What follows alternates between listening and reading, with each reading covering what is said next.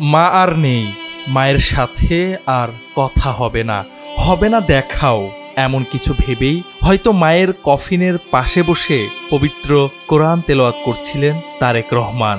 শেষবারের মতো মাকে হয়তো শোনাতে চাচ্ছিলেন পবিত্র কোরআনের কোনো সূরা।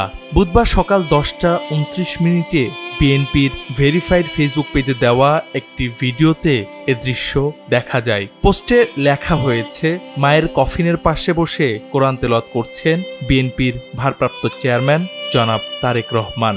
এভারকেয়ার হাসপাতাল থেকে বুধবার সকালে খালেদা জিয়ার মরদেহ নেওয়া হয় গুলশান অ্যাভিনিউয়ের 196 নম্বর বাসায়। বাসাটি তারেক রহমানের। RICL TMX, যুগের পর যুগ স্থাপনা থাকে মজবুত। ছেলের বাসায় প্রথম আসলেন খালেদা জিয়া, কিন্তু সেই আশাতে নেই আনন্দ, আছে শুধু হারিয়ে ফেলার বেদনা। সেখানে শেষবারের মতো স্বজন ও নেতাকর্মীরা তাকে শ্রদ্ধা জানান। গুলশান থেকে খালেদা জিয়ার মরদেহ জানাজার জন্য নেওয়া হয়েছে মানিক মিয়া অ্যাভিনিউয়ে। বুধবার বাদ জোহর মানিক মিয়া অ্যাভিনিউয়ে খালেদা জিয়ার জানাজা অনুষ্ঠিত হবে। জানাজা শেষে তাকে দাফন করা হবে তার স্বামী ও সাবেক রাষ্ট্রপতি জিয়াউর রহমানের কবরের পাশে।